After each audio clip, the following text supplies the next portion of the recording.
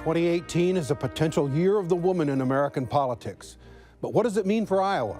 We explore the present and future for women in politics with Iowa State University's Dianne Bystrom on this edition of Iowa Press. Funding for Iowa Press was provided by Friends, the Iowa Public Television Foundation, the Associated General Contractors of Iowa, the public's partner in building Iowa's highway, bridge, and municipal utility infrastructure. I'm a dad. I am a mom. I'm a kid. I'm a kid at heart. I'm a banker. I'm an Iowa banker. No matter who you are, there is an Iowa banker who is ready to help you get where you want to go. Iowa Bankers, allowing you to discover the genuine difference of Iowa banks.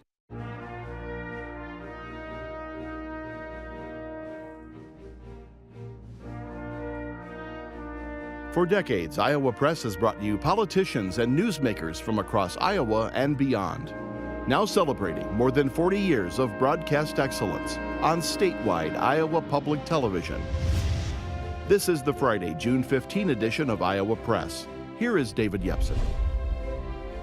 In the summer of 2014, Iowa was only one of 2 states in America that had never elected a woman to the U.S. House, Senate, or its governorship. 4 years later, Joni Ernst has been elected to the U.S. Senate. Lieutenant Governor Kim Reynolds became governor. And 2 female Democratic candidates are nominated in swing districts for the U.S. House.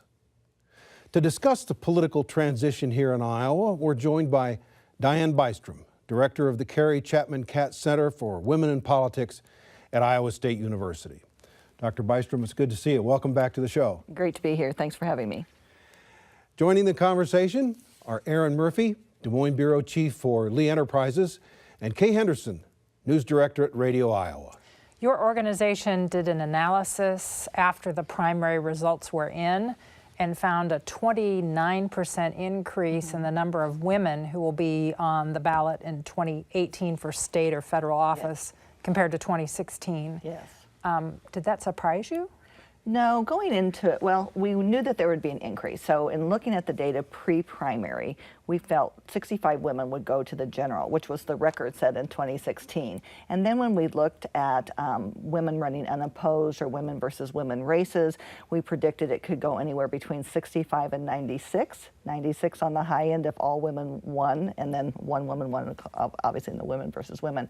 So we were looking at a number in between that. I was somewhat surprised it was 84 women that went on. And so that was on the higher end. So I think that was really good news. Why? Why do you think this is happening? Women are running well all across the country. That's what we're seeing, particularly on the Democratic side.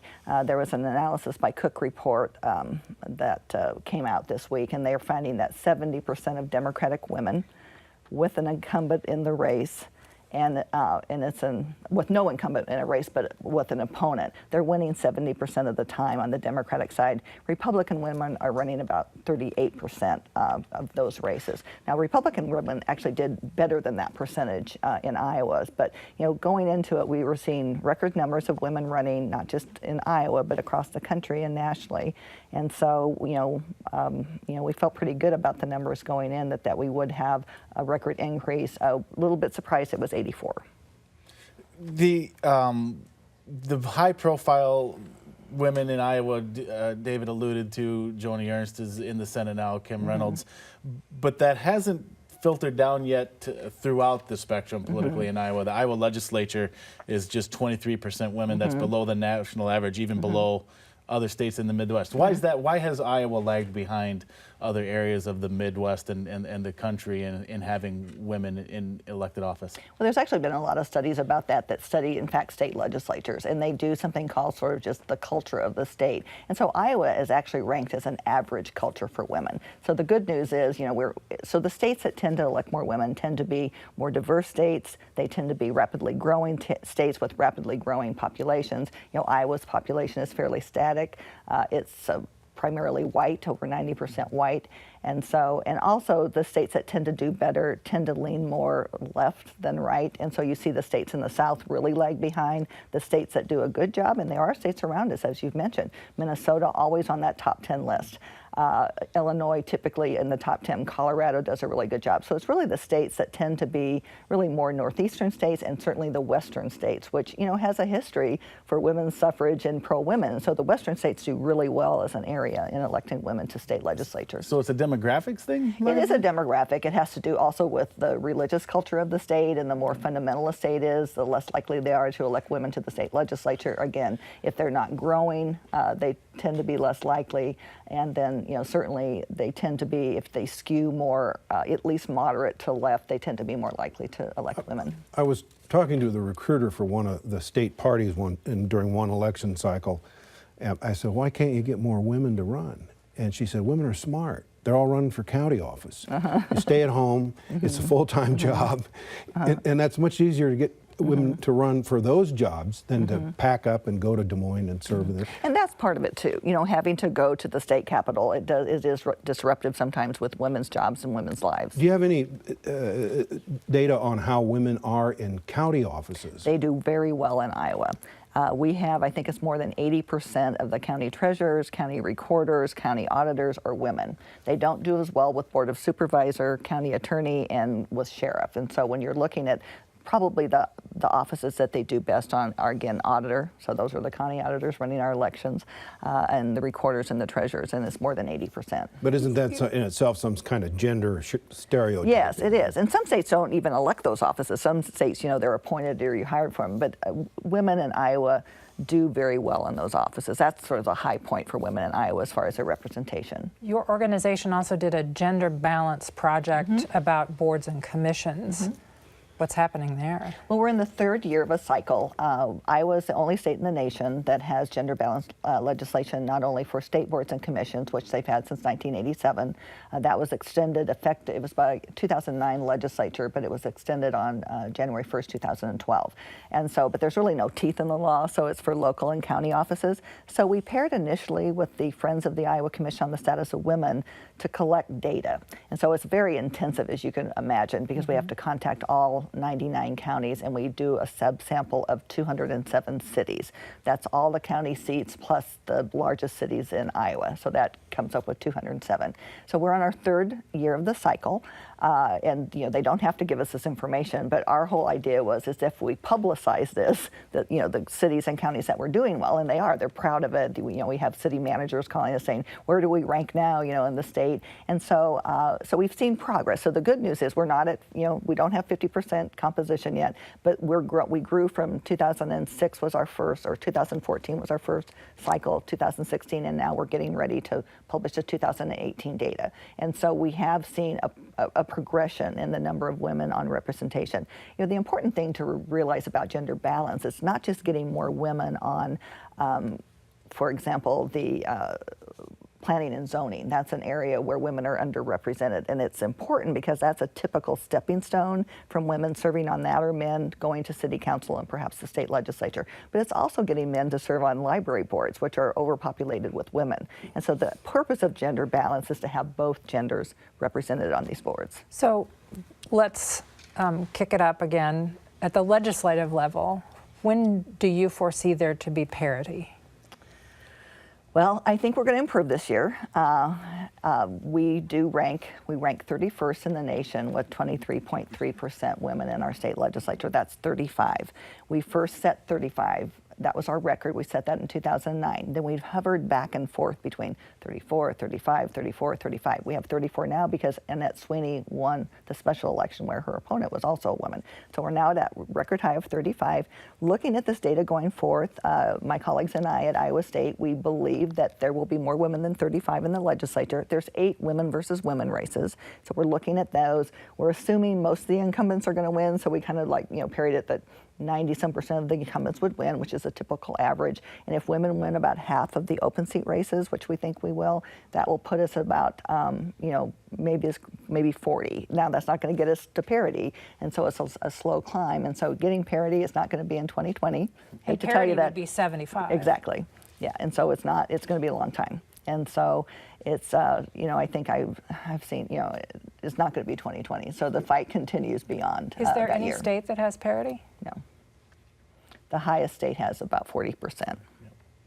So you mentioned earlier the research that showed the bump in the Democratic primaries for female candidates. We saw a little bit that here in Iowa, here in those districts that David mentioned, the first and the third. Maybe tell us a little bit more about that, and is that going to translate into the general election? Well, what we're seeing, the other side about this phenomenon of women running, we're also seeing this phenomenon that voters are liking to vote for women. And so what we've seen across the country, and it's now anecdotally, none of us have had really time to study it, but voters are saying, I like they're candidates. They're change. They represent a change for us. They're talking about the issues that I care about. And so we're also seeing voters sort of fed up in some ways with the political situation, saying, women are change agents. And they've been regarded as change agents throughout research on women candidates. They're typically seen, because there's not as many of them, and so they're seen as a change agent. They're seen as more collaborative, which I think is another bonus for them this year. They're seen as more honest. And so I think they just have a lot of stereotypical attributes that voters, assign to them that is good for them this year. Dr. Bystrom, is one of the problems in Iowa is this electorate likes to keep the hired help around. I mean, we re-elect people to Congress and the Senate, and there just aren't a lot of vacancies that come up. No. So is that a problem? Forget any gender bias, it's just there are no openings. Yes, and that's been true, I think, in Iowa, and I think that's what resulted in us not electing a woman to Congress until 2014, because we had 2 long-time serving senators. Now we have 1 long-time serving senators, and incumbents win across the nation about 90% of the time. In Iowa, that average is actually slightly higher, and so we do like incumbents here. The other thing about Iowa that a lot of people don't realize is that we're one of, I think, less than 10 or fewer states that don't have a term limit on the governorship. So, that's a typical stepping stone to other offices, especially federal office. And so, when you have a state that likes incumbents and doesn't have term limits, that, puts the governorship in the hands of a male until now. You started at the Catt Center in 1998, I believe. 96. Has the process of encouraging women or getting women to run changed in those 20-some years? Yeah, I do think it's changed for the better. I think more women now are considering elected office. You still have to, you've been a speaker, I think, at our Ready to Run campaign school. And, one of the things that, we try to get over is that we look at the political ambition research that's been going on for decades, and we kind of look at what we need to do to get more women to run. And there still is 3 key things. And one is you have to ask them to run because they have a lower political ambition even when they're equally qualified. You have to talk them into the fact that they can win, which is true. Women actually win even in Iowa at higher percentage than men. It's just so many fewer of them run. And so we talk about that.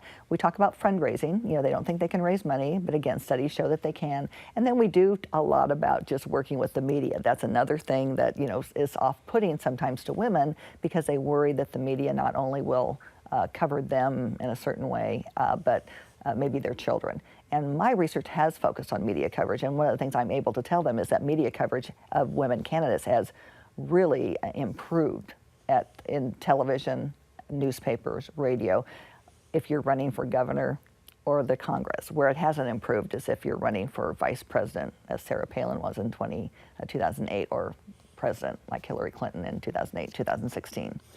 Let's talk a little general politics. We always do that on this show. Yeah. That's right.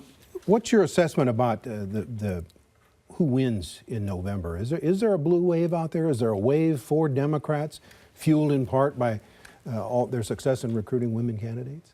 I think there is going to be a pickup in Democratic candidates in the general election. Of course, as you know, also in looking at politics, is that it's always a shifting ground.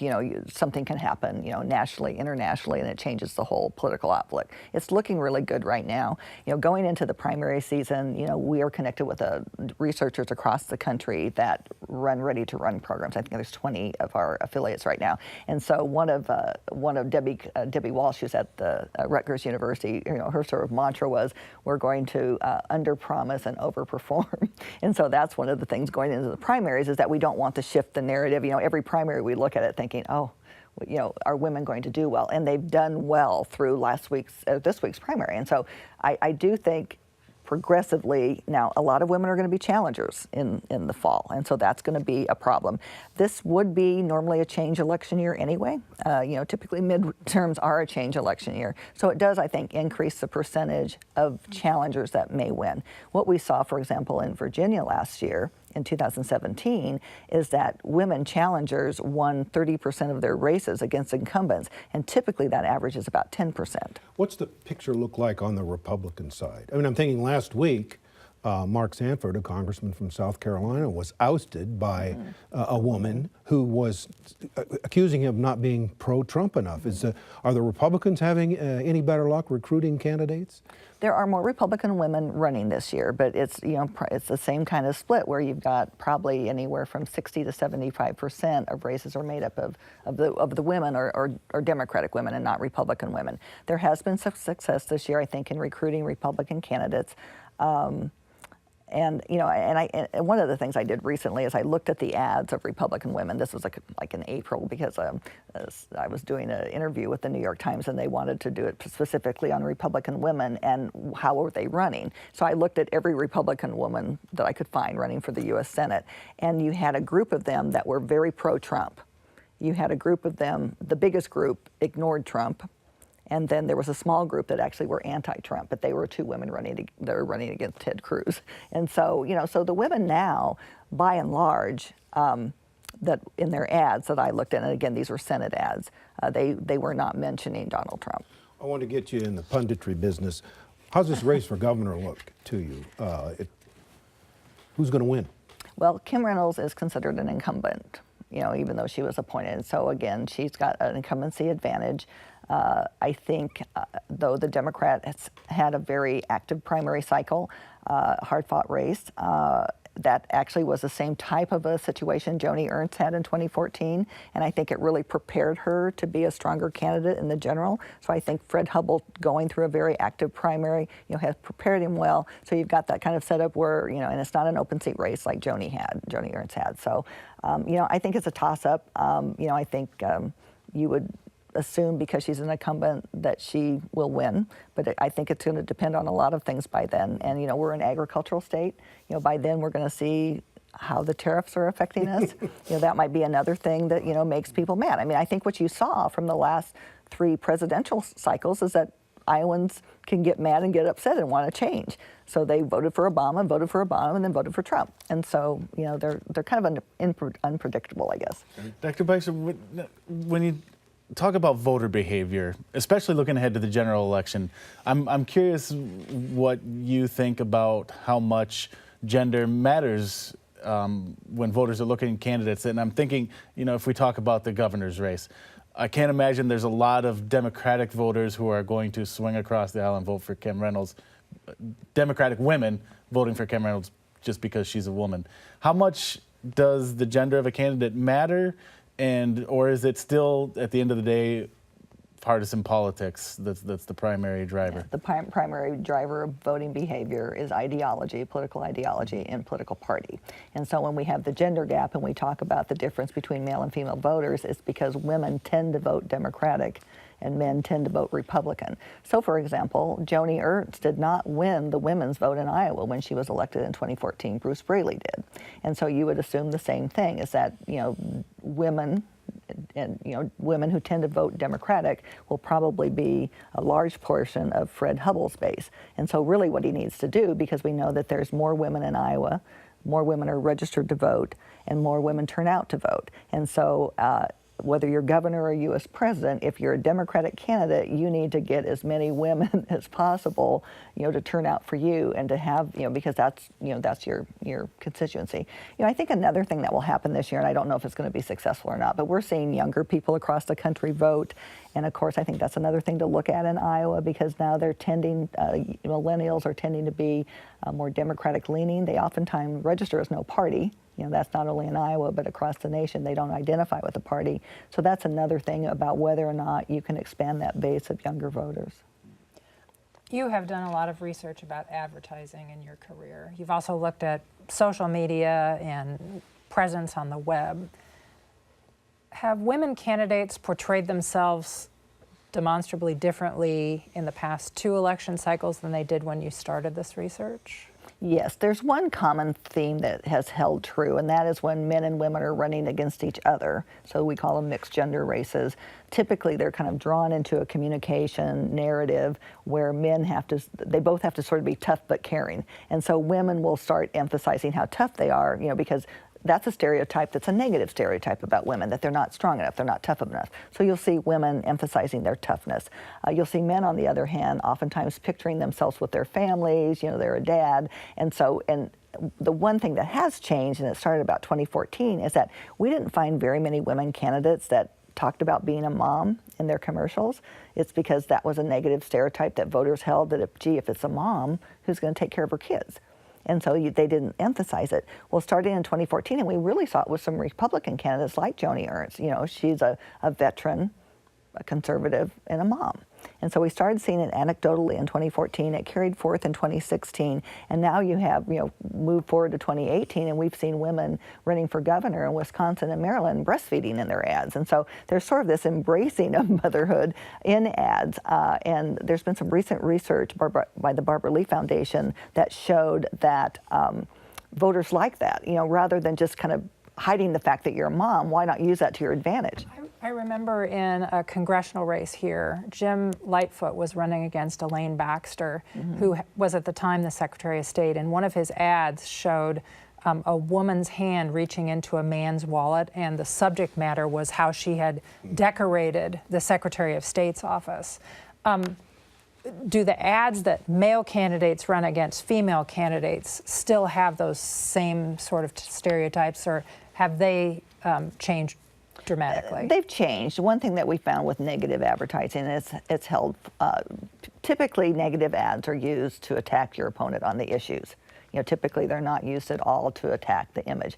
That was not the case in 2016 with Hillary Clinton. 90% of her ads attacked Donald Trump. Let's talk more about Mrs. Clinton. What happened to her in that election? I think a number of things. I think first of all, you have to realize that she lost in the Electoral College in 3 states by a total of 77,740 votes. And so, so obviously the strategy of not going to those states, I think, is in play. She should have gone to Wisconsin. Bad campaign. Yeah, so that was campaigning. I do think, and there's been scholars, Thomas Patterson at Harvard University published a number of studies, and she was subjected to what he called a false equivalency. So I think what happened, as reporters, and I started my career as one, we want to be like neutral. We want to like cover both people the same. And so in trying to cover Clinton the same as Trump, there was this, so if we talked about a Trump scandal, well, here's a Clinton scandal. What they've showed is that there was basically 3 Clinton scandals. So those resonated more with people, that she had these 3 scandals: email, her husband, and the Clinton Foundation. And Donald Trump, I think one study showed, had 70-some scandals, and they didn't stay in the public mindset as long. If Hillary Clinton had not opened up her own email, would she be president today?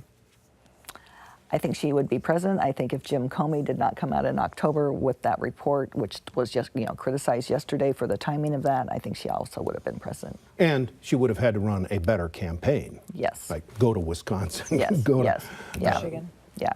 Dr. Bystrom, I've written a couple stories on this subject, and inevitably I get a message or two in my inbox that says, why is this a big deal? Why do we care? Shouldn't we be working to elect the best person regardless of gender? I'm just curious your response to that, given the expert work in this field you've done. Well, number one, we should be electing the best people. So when it comes down to a race, you should always vote for who you think the best candidate is. But why to elect more women is that, to me, if we want the best representation in government, we want to have government look like the population, and the population is 51% women.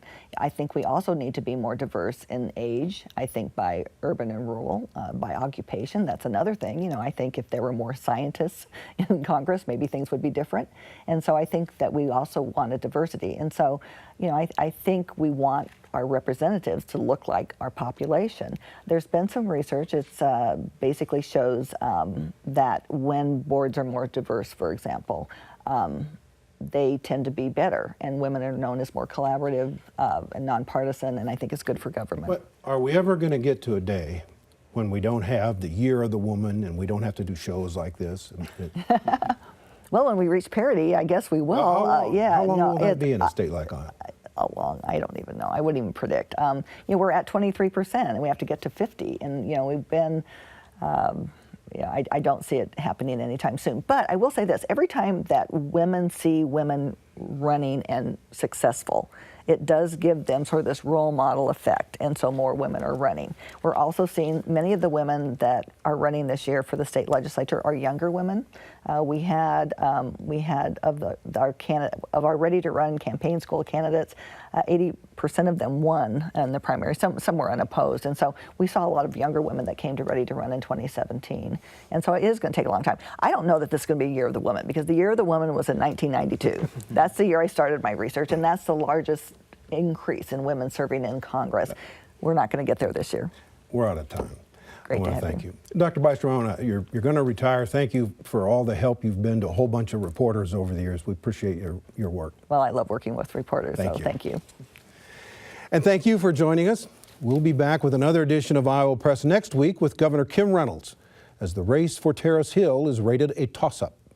Join us for Iowa Press 7:30 Friday night and noon on Sunday on IPTV's main channel, with a rebroadcast Saturday morning on our .3 World channel. For all of us here at Iowa Public Television, I'm David Yepsen, and thanks for joining us today.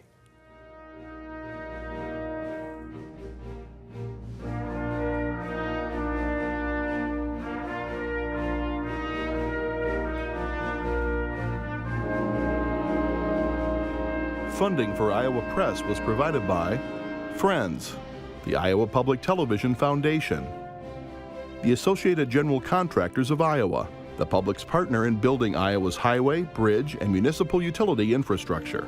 I'm a dad. I am a mom. I'm a kid. I'm a kid at heart. I'm a banker. I'm an Iowa banker. No matter who you are, there is an Iowa banker who is ready to help you get where you want to go. Iowa Bankers, allowing you to discover the genuine difference of Iowa banks.